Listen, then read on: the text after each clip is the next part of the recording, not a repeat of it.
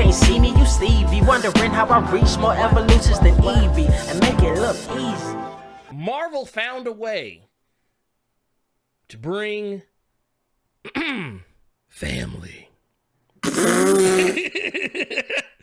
into the MCU. And with that, we're going to actually get into the spoiler discussion. I'm sitting here trying to keep up with times, and you and this damn family. But yeah, we all know there's nothing more important on this earth than family. Now, that said, we are in this. We are in the words of Doctor Strange. We're in the end game. But this time we're in the spoiler game right now. But yes, Fast and Furious did cross over into the multiverse of madness by way of actress Charlize Theron.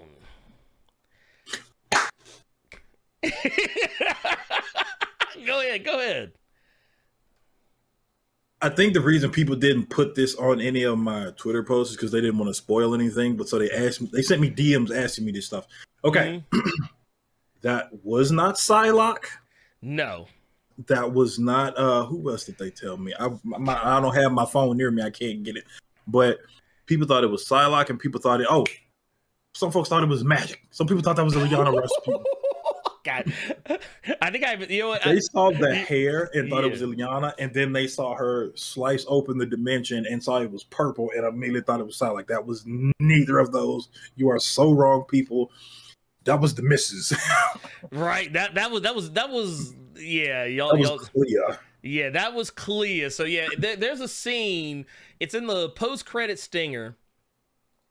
We got Clea. Clea shows up. And basically, she tells Dr. Strange, let's go ahead and give the reasoning behind why this is actually happening. The reason why is because Dr. Strange, of course, as you know, this is in the spoilers, he uses the Darkhold to defeat Wanda Maximoff, because Wanda Maximoff has turned heel. In this movie, this is what I was talking about earlier when folks said she turned into Michael Myers towards the end of the movie or during the course of the movie. Because the scene where we saw her talking with Doctor Strange, and she was talking about, you mess with the multiverse, you're a hero. I mess with the multiverse, and I'm the villain. You misogynist pig. Yeah. This is the MCU, goddammit. Yeah. But all of that was basically that was the heel turn, and it's at the beginning of the movie, of course, but but all of that basically led to her being on this quest to hunt down America Chavez. Like when we see the scenes earlier in the film where and in the trailers, America Chavez, she's being hemmed up by that fucking not mummy monster, which part of me wondered if that was supposed to be like the Crimson Bands of Sidorak just thrown together. That was Wanda Maximoff sending monsters and demons after her from the Darkhold to take her down.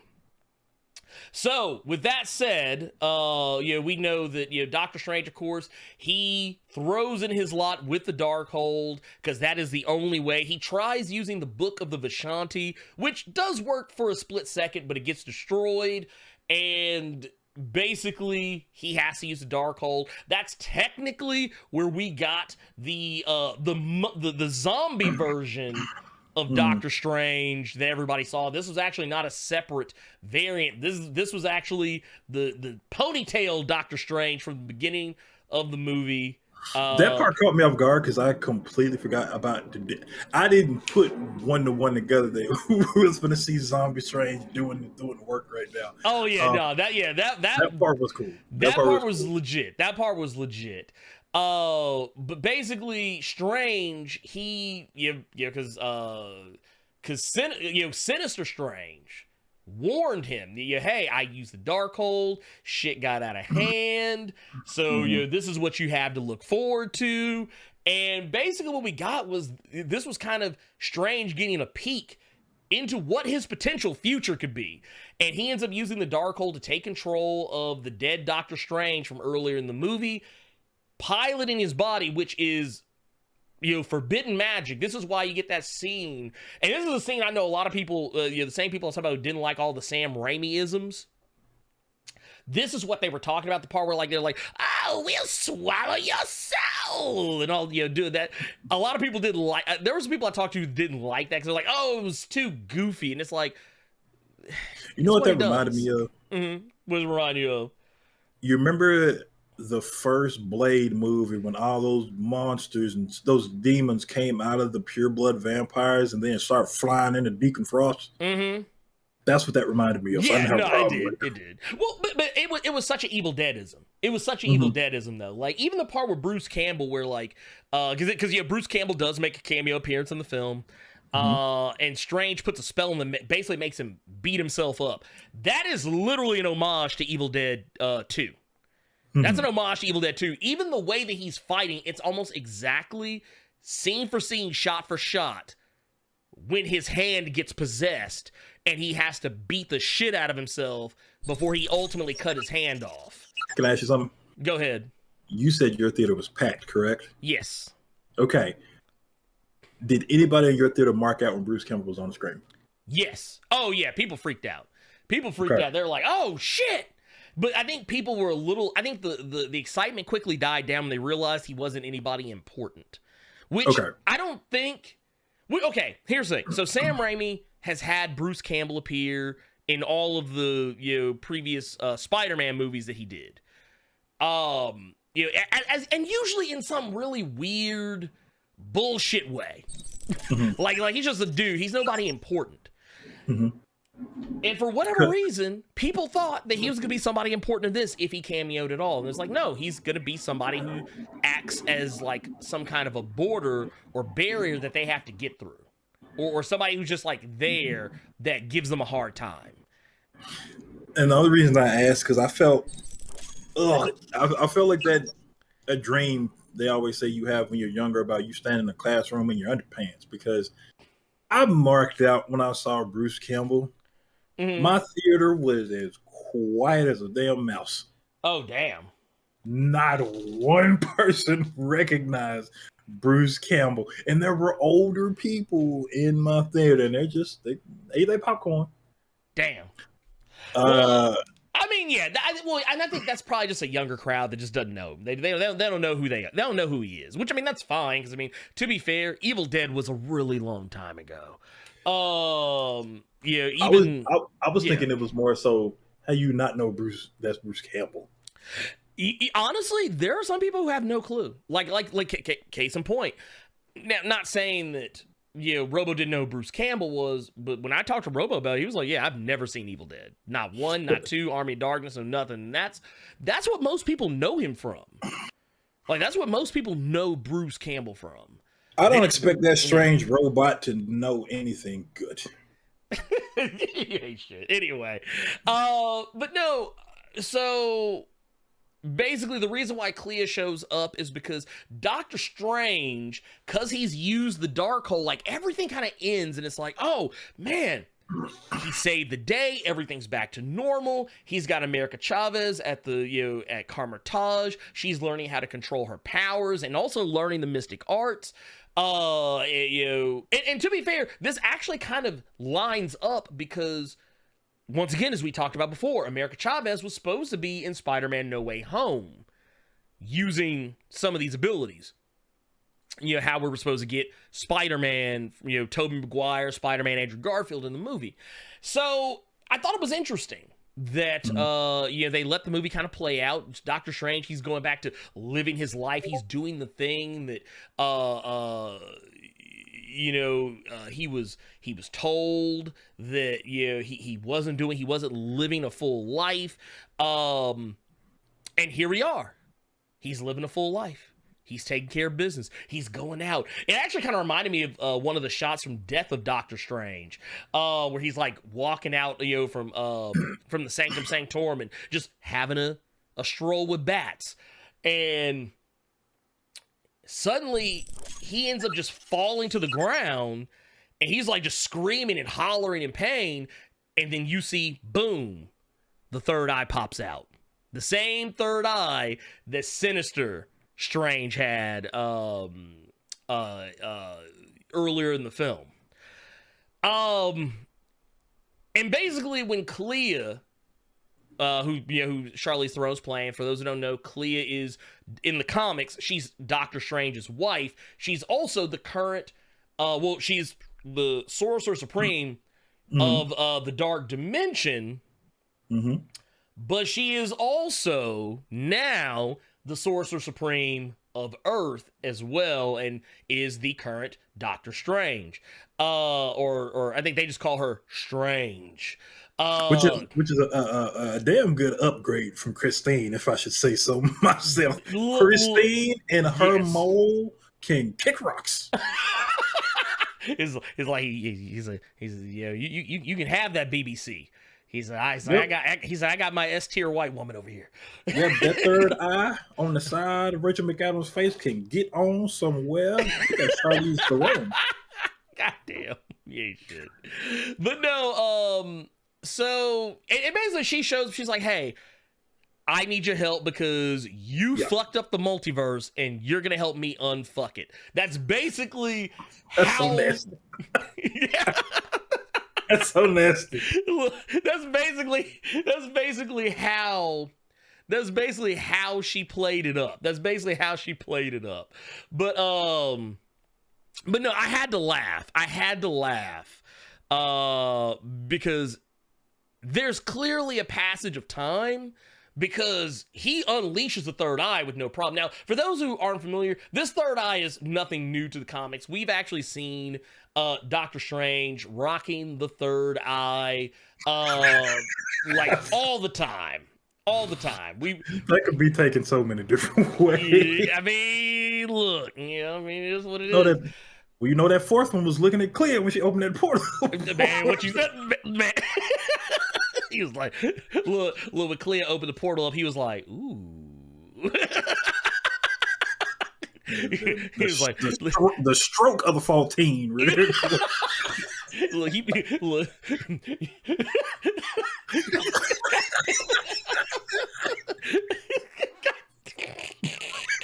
Danger.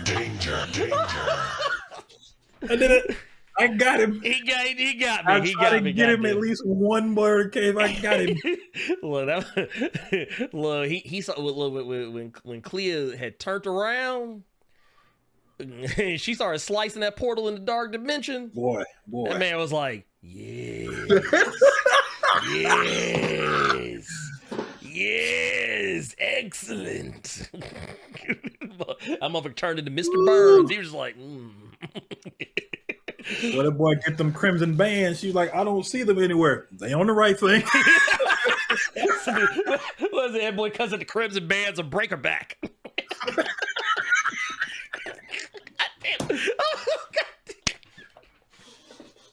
Holy shit! Holy shit! Oh, goddamn!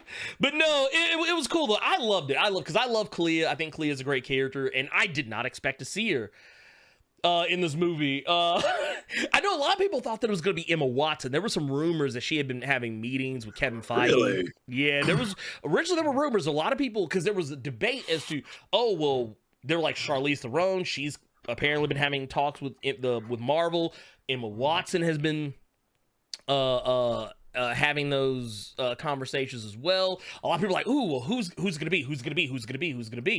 And we got our answer, and it's clearly gonna be boy, it'd be too many people. Theron. I mean, boy, it'd have been so many folks fire hot. I'm talking gun hot. Just to know that Doctor Strange knocking off Hermione around here, dog. Look, he gonna hit her up so bad her hair gonna go back to being that nappy shaggy shit. Look, she come up a little. How mad folks would have been? Doctor Strange been killed Ron Weekly, bro. You ain't shit. Oh, but no, there's a lot of other stuff. Now let's talk about the. Okay, so let's talk about the Easter eggs. Please. And the cameos. Now, for one, they do bring up Chthon. Chthon does come up. Actually, so too does Wundagore. Mount Wundagore, which is a huge landmark of the Marvel Comics universe. And it actually comes up in this scene. Actually, this is where they're at. They're at what is essentially the altar of the Scarlet Witch in Wundagore. I literally leaned over to Nick and Adam. I was like, man, if I see Magneto or Agatha Harkness or Doctor Doom or somebody up this motherfucker, I'm gonna fall the fuck out. But they do bring up Chthon by name. They name drop Chthon hard as fuck. And when those monsters that she was controlling, the first time I saw them, that was actually, the first time I saw it, I was like, is this supposed to be Chthon? Mm-hmm. But it's not, but they're minions of Chthon. I'm almost shocked they didn't go with the mindless ones, but I guess that would be more Dormammu's territory. But what I did also like in this is that we also got a tease. And I don't know, I don't want to say 100% that this is what this is. It may be nothing to do with this, but when they were like plummeting through the multiverse, there were several different scenes that happened. Carter, and I don't know if you caught any of these or not, but one of them was from the trailer where we see them go to what is clearly like prehistoric times. First thing I thought of, the Savage Land. I was like, man, did they just roll through the Savage Land like that? There was another one where, I don't have a clip of it. There's another one where they went to a place that was black and white. I did know. I noticed that when I said, "Okay, I wonder if that was noir or anything." That was Marvel Noir. When I saw the prehistoric stuff, I said the same thing. I said, "Oh my God, that's Savage Land." Then we got the black and white for a split second, and I saw there was underwater. There was the underwater one. I was like, "That's got to be Atlantis." Now the troll side of me, I know a lot of people are gonna say Spider-Verse, but I think it looked too comic booky to be Spider-Verse. And then we had the universe where everybody just plays Splatoon 24/7. We had this Splatoon universe, but I did. We had the Living Tribunal as well. We got to see that was another one that was real quick. Oh yeah, it was like, because they literally it flew past it. We showed it last week, but I don't have the image in front of me right this second. But yeah, no, these were all things that were going on in the background. Some other things, and I guess let's go ahead and talk about the big elephant in the room, the cameos. Yeah. Them cameos. So first and foremost, we got to talk about. I want to say the best for last. Look, first off, we know we got was it Chiwetel Ejiofor or Ejiofor, who was playing Allen Iverson. He's playing Allen Iverson, as always. He got the mixtape, and fresh off the basketball court, he just got done crossing up some fools on the court, and then we also got, of course, this one wasn't so much a surprise because it was kind of already teased in the trailers. But we got, what was it, Haley Atwell coming back as Captain Carter. Shout out to Carter, who did the most... This man did the most mad niggerish thing I've ever seen in my life. This man showed me, he's like, I got pictures. And I was like, oh shit. And I was like, oh Lord, that's this man that got pictures from the guy. He got pictures from the goddamn theater. This man had his phone. He busted the phone out in the theater. I want y'all to see this shit, because Carter, he is hiding himself in shame right now. He's like, I'm trying to get them people on me. He trying to get them folks on me. Don't have them people looking for me, doc. So more to look like the Migos. But no, we had Captain Carter. Captain Carter showed up. The one that I thought was probably one of the, this one wasn't as big of a surprise because we knew this was coming. We talked about this last week as well. Was Professor Xavier? Which, by the way, Carter, I want to know: did your theater catch this? Did you catch what they played when he showed up? You got them right. I caught what they played. I lost my shit. I stood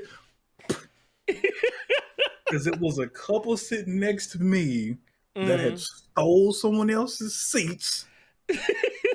And then there were 3 more people behind me. When that theme started, we all jumped up. My drink fell. I didn't give a damn. My popcorn went in this old white lady's hair. I had to apologize for, but I don't give a fuck because I looked her dead in her face and said, "Did you hear what we didn't? Did you hear what we didn't heard?" Like hit it.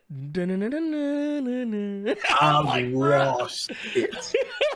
And they actually played an orchestral version of it. They didn't play like the actual theme, but it was an actual orchestral arranged version of that song. And I was like, there we go. Now the other thing, this was another one that was a big surprise. Y'all, we got. So if you're showing what I think you're gonna show, I got something funny for you. Okay, go ahead. I want to see if you show the one I think you're gonna show though. Oh, okay, I got you. Well, first, I want to get this one out of the way, is John Krasinski. Okay. John Krasinski as Reed Richards. We actually got the Fantastic Four, 1/4. Everybody lost it again in my theater when they saw Reed. Oh, yes. It was amazing, too, because, like I said, we knew this was coming. We knew John Krasinski had been talking with Marvel for the last couple of years. We knew the guy was talking to somebody. We knew that at some point or another, this man was going to be in the MCU in some way. He was going to be playing somebody. And we know that Marvel has been using John Krasinski's likeness more often than not for Reed over the last good bit of the Fantastic Four. So it was really cool to see. It was really cool to see him in that role. And he actually played Reed about the way I would have hoped. He wasn't a nice person. He wasn't a mean person either, but he wasn't nice. Go ahead. While you and that picture are on the screen, I'll go back to you. Okay. All right. Okay, I want to say this right now.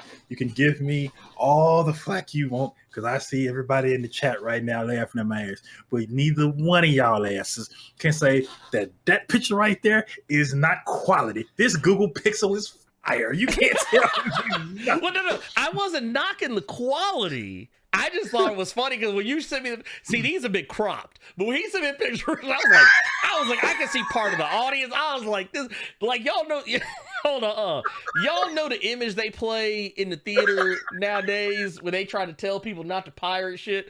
Let me see if I can find that image. I'm trying to see if the image that they show. The dude leaned down. Y'all don't know where the dude, he leaned down in the seat. He got the phone up. That was what the picture looked like. That's how I imagined Carter in the theater. Okay. So I'll tell you this because it's actually a funny story with it. When I realized, because that was really the only trailer that I'd seen for the movie, when he had the Ultron bots around him, and that's Carter, y'all. That's Carter, y'all in theater. That's Carter's theater, y'all. So when I saw that scene coming, I immediately was like, you know what? This could be good for the cave. So we could put these up. So this fool. They're wheeling him out to the Illuminati. Baron Mordo's doing the intro, and I just got my phone in my lap next to my bunch of crunch, and I'm doing it. But completely forgot that my flash was on automatic. Ooh, no, you didn't. Like, boop, somebody, I bet a whole audience turned around. So the pixel, it does the flash for a second before. Okay, it's super quick. So, no. I mean, because that's a Mississippi second. Oh, like a. So when it happened, because Carter is such a bad person, I said, what phone's light comes on like that? And I said, fucking iPhone. So Carter in all his glory just goes, hey, call me back. I'm at the movies. Call me back. just to look at my phone, cut the flash off, and then just proceed to time. You ain't shit. This man ain't shit. He ain't shit. He ain't shit. Carter ain't shit, y'all. I just want y'all to know that he ain't shit. He ain't shit. Well, I tell you what, let's keep it going, because not only did we get Reed Richards, guess who else we got, y'all? We got Black Bolt. Not one person in that theater knew who that was. Oh, no. But here's the thing, though. I was freaking out because here's the thing. I think we even talked about it last week. Like, something I would have wanted to see is that if Black Bolt was in the movie, I would love to see Anson Mount come back and play that character, because he is... Here's the thing. Say what you will about the Inhumans TV show. I thought Anson Mount did the best he could with what he had, because he basically had to play a character who couldn't talk, and he had to emote. And what I loved about this was that he did actually use sign language at some points in this movie for the time that he was in it. And not only that, they put him in a more comics accurate costume. It was really fucking cool. I wasn't prepared for it. And then of course, you know, we also got, first I got to put some respect on the last, but certainly not least, because you always got to say the best for last. Mr. Minority Report himself, Mr. the Vampire Lestat, was it Ethan Hunt, the man behind the Mission Impossible franchise, Tom Cruise, y'all. Tom Cruise was in the movie. I told you. Look how she looking at Ernie like you know damn well. She like, this motherfucker. All right, I can stop now. I can stop. This is a whole ass Lashana Lynch. I told y'all motherfuckers. Can I just go ahead and say it right now? I told each and every one of y'all motherfuckers that was not Tom Cruise. And folks like, nah, man, see, Blerd, you ain't looking at the right scene. Well, guess what? I was in that movie for all 2 hours and 6 minutes. We both told y'all that in completely different ways. He flat out said no, no. I said it in a more polite fashion. You said Tom maybe. Cruise would, no, I didn't. I said if Tom Cruise was in this would be a hell of a lot more talked about. Because it's Tom Cruise. That's what I said. Yeah, Tom Cruise in the MCU is new. I was very, very polite in telling you no, as opposed to Ernie, who says, stop being stupid. That's not Tom Cruise. That's a whole black woman. Y'all don't see that? Look, y'all, hold on. Y'all keep fucking with me. Y'all see all that textured ass hair? Y'all see all that textured ass hair? No, you didn't. Leave her and the pink moisturizer she used for that hairdo alone. I'm just saying, y'all don't see this. Am I the only motherfucker to see this? You see these naps? This is hair wool. This is hair lamb. This natural. Y'all need to leave this woman alone, man. Y'all is some. Y'all something. Y'all know that. Y'all is really something. But anyway, now let's talk about the controversy though. Or before we get to the controversy, I did appreciate that they confirmed the Baxter. They didn't say the Baxter building, they said the Baxter Foundation. Oh my God, I hate Nick so much. Nikki, get out. Tom Cruise. God damn it. Look, you know, before we even get it, let's get to these super chats. We do actually got, because Nick did maybe realize we got some super chats back here we need to address. Ed Boy in the cut. Ed Boy in the cut with the $5. With the $5 says, y'all gonna stop laughing at me. says what mouth? Dude, I ain't gonna lie, because we show them to talk about that shit. So for 2, good, they'll have another parent to raise them. And 3, neck snap. Wanda had the greatest heel turn since Austin shook hands with McMahon. Dude, let me tell you something. Wanda was a whole fool in this goddamn movie. Wanda was a whole goddamn fool. But yeah, we gonna talk about that here. Trust me, we gonna talk about that here very shortly. LJ Brown with the £5 says, "LOL to Blerd for being patient to be extremely petty about how he told people that was Maria Rambo and the Carter for Piper Rachel McAdams."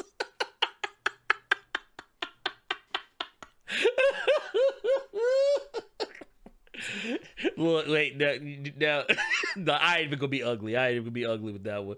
Look, look, I will say, Carter, you pointed out something to me about how distracted I was whenever she was on screen. Because every time she was on screen, I was like, I never noticed that mole before. I didn't notice anything, but it was the couple sitting next to me. The boyfriend kept saying that you famous. Why you don't get that cut off? And his girlfriend kept having to shush him. And I didn't know what he was talking about. And I'm like, oh. And I never noticed it before. It was an Austin Powers moment. You couldn't stop staring. Yeah, no, it was. I was like, the fuck? But then when she comes back later, like, she got her hand. Yeah. Because when you get to like this, scene, you don't see it because the hair is covering it up.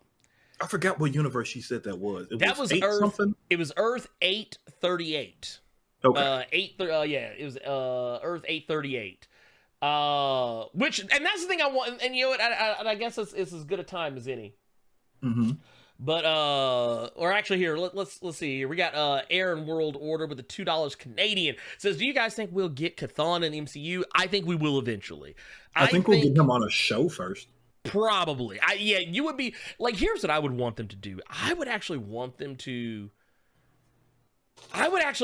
explore. The thing is, you can't really explore Chthon without Wanda, and Wanda does technically sacrifice herself. Because what they make sure to make very clear in the MCU is that destroying the Darkhold kills the person who destroys it. And Allegedly. Well, we know that one chick, the one black chick, when she tried to destroy it killed her. She got Darwin. That was the first thing popped in my head. Dude, she sure did. I was like, damn, man, why y'all do her like this? And dude, she was, and then they had the one tear come out her eye, and then that got flamed too. I was like, Lord. But no, I don't think Wanda is 100% gone. I think Wanda will come back. It's like I told somebody else. They can't just off her like that for one simple reason. And I don't want people to call us or call me, because this is me saying this. This is not Ernie saying this. They can't kill her because what about Vision? True. And I don't want people looking at it like, why? So you saying because the man is still hitting that plot thread is just hanging. Oh yeah. And we know Paul Bettany's coming back at some point. We know this is gonna happen. It'll be White Vision, but I mean, I'm fine with that too.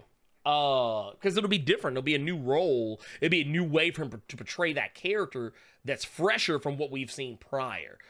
Even though he'll probably be more like what he was in WandaVision, but I mean, just he'll get to build on that. We also got Phil Clark here with the 26 months. Says, what's good, fellas? On the way home to celebrate Mother's Day. I totally agree and am glad the new and younger should have bumbling introductions. I mean, you gotta have those. Well, because here's the thing: when you have characters come in that, for me, and this is actually the one criticism I've ever had about the character of Kate Bishop in the comics. She shows up for the first time ever, pretty much. No real establishing that she's anybody of import. And she's around a whole ass Young Avengers that includes what we didn't know at the time. You had Iron Lad, who was basically Kang the Conqueror from the future, but as a child, a younger version of him from the future. You had a whole Hulkling, and Wiccan, and you had the Patriot, and you have this random woman who's just at a wedding, some shit pops off, and suddenly this woman is Hawkeye. We just like, okay. I was like, oh, so she just good. Okay, all right, I'll roll. Like, me, I'm willing to roll with it. But it was one of those things I was like, man, I kind of wish they'd maybe developed her a little bit more throughout that. That would have made it just a little bit more palatable. But I'm one of those people that, like, once I kind of see the writing on the wall, I make a choice. I either go with it or I don't go with it. And in this case, I just say, you know what? Fuck it, I'll go with it. Yeah, whatever. It is what it is. It's comics. Yeah. I'm not. This isn't higher art or anything. But we also got another one here from Philip Clark with the $10 super chat. Says, except for Hulk and Widow, all the original Avengers had to have character discovery moments. Yeah, well, and that's the thing. I feel like Doctor Strange didn't have one in this movie. He did. I would say America more so than him. Well, no, what I'm saying is Doctor Strange finally realized that okay, that was the whole point. The thing Rachel McAdams brought up. Yeah, he doesn't need the knife. He doesn't need the knife. Not only that, he's not happy. He wasn't happy. That was kind of why the ending to me was such a heartbreaker, because he was leaving the sanctum. He wasn't wearing his Doctor Strange robes. He was actually going down to the world. Like, it didn't seem like it was a chore for him to go out and just be a regular person. Like, you could tell this guy was like, you know what? I'm going to go for a walk. I'm going to go hit the park, maybe hit up a Starbucks. I don't know, I might go catch a matinee movie. I don't know, maybe go to the shelter, adopt a dog. Yeah. That's what it kind of looked like was going to happen, and all of a sudden you see him in this, what looked like intense, excruciating pain, and you see that he hasn't escaped the consequences of using the Darkhold.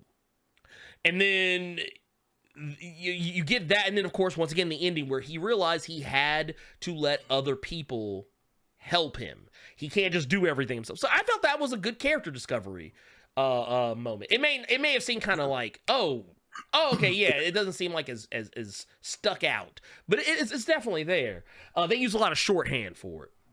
I kind of wish he did have the cape, because when he jumped out of that church with the cape, that was gangster. Yeah. Oh no, I love that. But when Clea said, "Hey, come on, we got to go," you saw the first thing he did. He was like, whoop, that eye popped up. The cape literally just came out of nowhere. Just like, boom. He's like, all right, cool, let's go. I was like, I like that shit. I like when superheroes just boom got the costume. Can I say one thing real quick though, since we're talking about? I don't like the fact that, or it hasn't really been explained. Yeah. Why the hell does everybody know what he did when it pertains to Thanos? Oh, okay, so I can tell you why. Because they probably did a press release. That's the most. No, I'm being honest.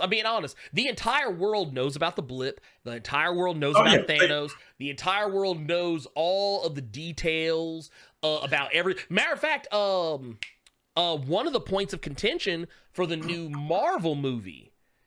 The Marvels. The Marvels is that Monica and Carol are kind of supposed to have a little bit of beef between them. More on Monica's side because some perceived slight. And there's even something that's brought up during WandaVision to that degree. Where it's brought up. So, I mean, yeah, people know the details because it was basically put out for everyone to know. It's kind of like silently decided that the Avengers felt everyone needed to know everything that happened. Okay. So, yeah.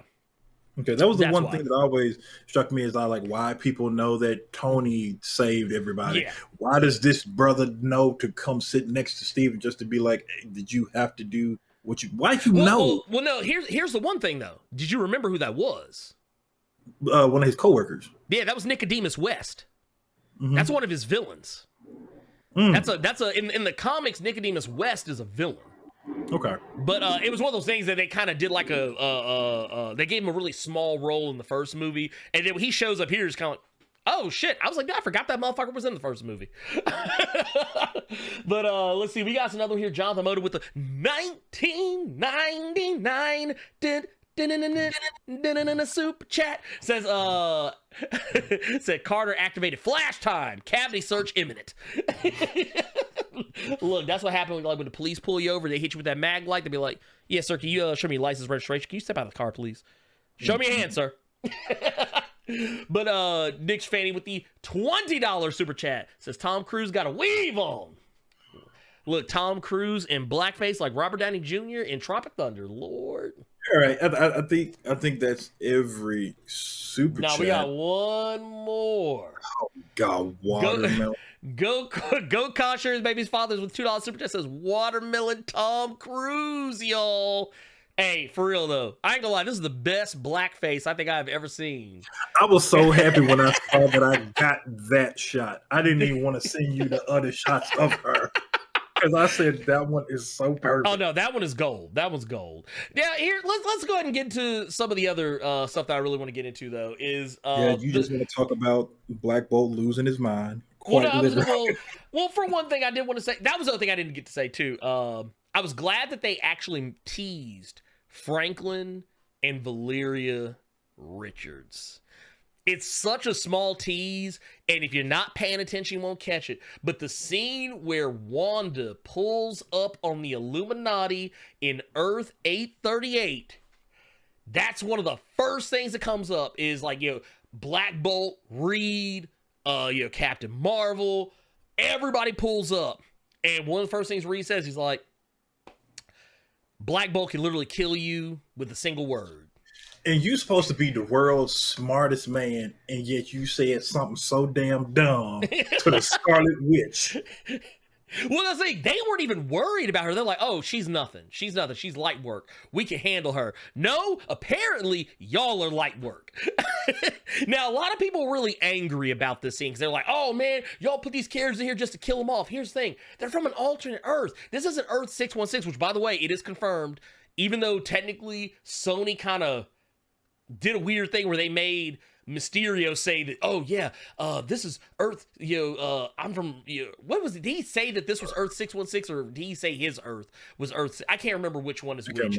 It's been a while, but basically everybody's like, oh my God, the multiverse. But it turned out he was, of course he's Mysterio. He's a fucking liar. That said, this is not the main Earth. The main Earth in the Marvel Comics universe is Earth 616, just like it is in the actual comics. So these characters, while they probably exist on the main Earth proper, these aren't the same characters. So it's okay for them to get killed off. Not to mention, it's not like Wanda couldn't have done it in the comics either. Wanda is a powerhouse. She could have easily pieced up everybody in that room. Easily. And I can make cases for why. For one, well, Reed is Reed. Yeah, he's smart, but he's not immune to magic. Neither is Black Bolt. He's not immune to saying stupid ass stuff either. Like, hey, he can kill you with his mouth. You know that, right? It's just like, what mouth? Here's the thing I thought was funny, though. Go ahead. Here's the thing I actually didn't like about that scene. Is the one thing about that scene that I didn't like. And it's the fact that Black Bolt... Mm-hmm. A lot of people don't know this. Black Bolt doesn't have to use his mouth to hit you with that power. He could actually emit that power from his hands. He can also emit it from that damn tuning fork on his fucking head. This is why I could not wait for you and I to talk about this. Yeah. Because, okay, he doesn't have a mouth. He got Matrixed. Yeah, he got Neo. He got Neo. But then the first thing that popped in my head after everybody stopped screaming because his brain just kind of sucked in, I said, wait, he doesn't have a mouth. Did he just try to scream and kill himself? Yep. What the hell? I guess he felt since he didn't have a mouth, maybe that meant the power if he screamed, he would open it or something. I don't know. Maybe. But that was the part I was confused, and then I got annoyed. Yeah, I wasn't crazy about that particular aspect of it, but what she did to Reed was appropriate. She just snapped poor Charles's neck, and then she cut Captain Carter in half with her own shield. Mm-hmm. But Captain Marvel died in the most OG horror movie way I have seen. Mm-hmm. Where she just gets the statue to fall on her, but all you see is the hand just go. Correct. Which it was kind of funny because me and Nick were actually talking about this on the side because it was like that can't kill her. And here's the thing: a lot of people don't know this about Captain Marvel, but Captain Marvel is, for all intents and purposes, she's invulnerable to pretty much anything. She has literally had buildings dropped on her, and she still survives. It's one of those things that was kind of like, oh, okay. But I was like, it's a movie. It's for dramatic effect. I was like, whatever. But we just gonna let Reed get turned in the silly string. Bishop said that he and Katie, those are friends of ours, guys. They said Katie said she turned that man into Twizzlers. Yeah, and unraveled his ass. But I mean, I was thinking he got put in that damn spaghetti string Play-Doh machine. I said, right, and and then, got squeezed and out. then got his head blown off. Dude, that part was actually pretty gruesome. Yes, it was. But yeah, I mean, honestly, oh, that's the other thing I didn't want to talk about though. Something that does actually come from this movie that I kind of want. I hope they go somewhere with this. Reed does bring up something. He brings up Secret Wars.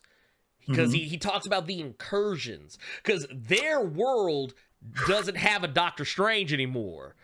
Remember, Carter, when we were talking about the whole Avengers, I said, man, this shot gives me Avengers Disassembled vibes. Well, what we discover is that this statue is actually in honor of Doctor Strange because he sacrificed himself, quotey fingers, sacrificed himself to stop Thanos and the incursions.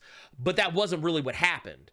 They were lying about it because they said they had to pay. And that's kind of why I just ran with the story that everybody knows was going on, because I think even Captain Carter said that, the world still needs heroes and and people need to know what's going on. Hence why they cooked up a story that Doctor Strange sacrificed himself. It was actually, he actually did what Doctor Strange does in this movie later on, using the Darkhold and becoming corrupted by it, and he was the reason the incursions were happening. I will say that when Reed when they all started talking about incursions, I squealed a little bit. Oh yeah, no, said, same. But boy. Oh yes. We doing this now? Oh yes. Because I didn't think we were touching the Hickman stuff at all. That gives me hope. Well, I thought you knew, man. I thought you knew. Kevin Feige was at X-Men. He was at the Hellfire Gala, man. He confirmed it. He was, but I didn't. But that was more. Here's the thing about that a lot of you all just fail to realize here. The Hellfire Gala was something for Cocoons. Why would he talk about Avengers stuff with the mutants?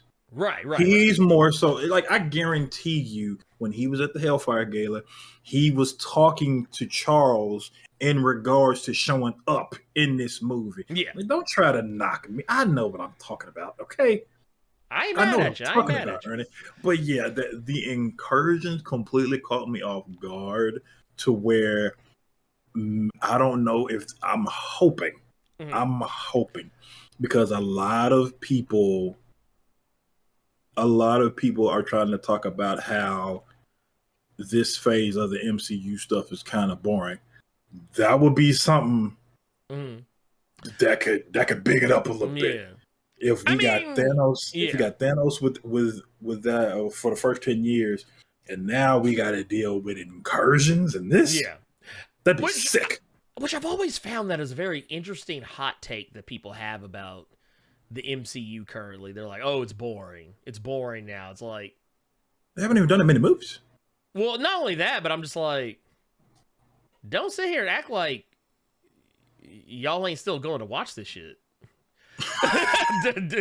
But yeah, no, I love it because that's the thing I never thought about when they showed us these scenes in the trailers. I never thought about incursions. I never thought about Secret Wars, and I don't know why, because I literally looked at it. That's exactly what the fuck it is. But I will say, let me ask this real quick, and then we'll move on to Moon Knight. What did you think about Shumagorath? Or I'm sorry, it's Gargantus. That was the most graphic death that we'd seen so far. Yeah. That was almost Suicide Squad levels. Yeah. When that eye got popped out. Well, not only that, did you notice the Godzilla homage when he showed up? They kind of played a modified version of the Godzilla theme when he first shows up. Okay. But yeah, I thought it was cool. I thought Gargantus was cool. He was exactly what I thought he would be. He's the thing they fight at the beginning of the movie. He's not like some overarching threat. Though I do hope that's not. I hope that isn't the last we see of him. And I was sad that he didn't speak. But that's neither here nor there.